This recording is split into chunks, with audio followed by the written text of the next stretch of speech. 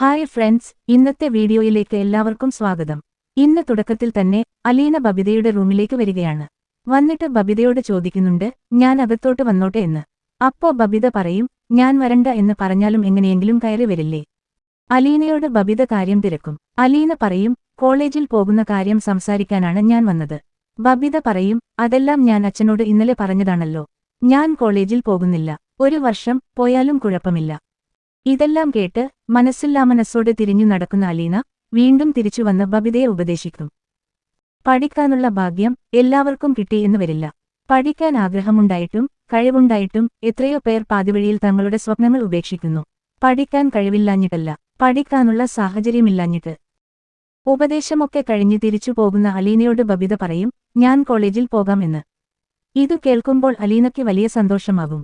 അലീന പറയും, ഞാൻ അച്ഛനോട് പറയട്ടെ, നീ വേഗം പോയി റെഡിയാക്ക്. പക്ഷേ ഞാൻ ഒറ്റയ്ക്ക് പോകില്ല, ആരെങ്കിലും എന്റെ കൂടെ വരണം. ഇതു കേട്ട അലീന, അച്ഛനോട് ഞാൻ പറയാം, വേണമെങ്കിൽ ഞാനും വരാം എന്ന് ബബിതയോട് പറയുന്നുണ്ട്.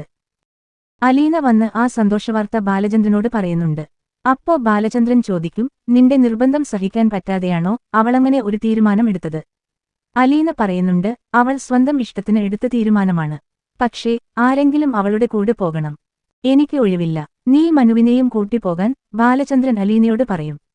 അടുത്തതായി ശിവേട്ടനെയും കമലയെയുമാണ് കാണിക്കുന്നത്. അപ്പോഴാണ് അവിടേക്ക് മനു വരുന്നത്.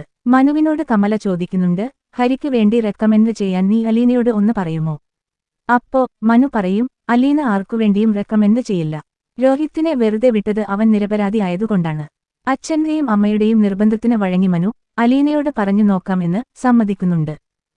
ഹരി ചെയ്ത തെറ്റിന് എന്ത് ശിക്ഷ കിട്ടിയാലും അത് കുറഞ്ഞുപോവുകയുള്ളൂ എന്നും പറഞ്ഞ് അല്പം ദേഷ്യത്തോടെ മനു നടന്നു പോകുന്നു.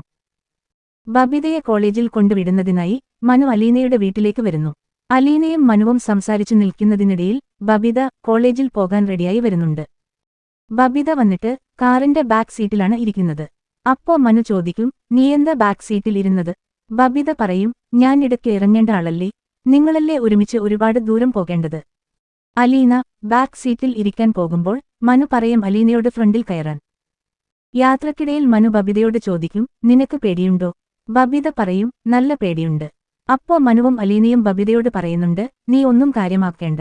ഒരു ചെവിയിൽ കൂടെ കേട്ട് മറ്റേ ചെവിയിലൂടെ വിട്ടുകളയുക. കോളേജ് എത്തി ഇറങ്ങാൻ നേരം അലീന വീണ്ടും ബബിതയെ ഉപദേശിക്കുന്നുണ്ട്. അവൾക്ക് ധൈര്യം നൽകുന്നുണ്ട്. അപ്പോ മനു അലീനയോട് പറയുന്നുണ്ട്, നീ ഇനി പറഞ്ഞു കുളമാക്കേണ്ട. നമുക്ക് ആദ്യം പ്രിൻസിപ്പലിന്റെ റൂമിൽ പോകാം.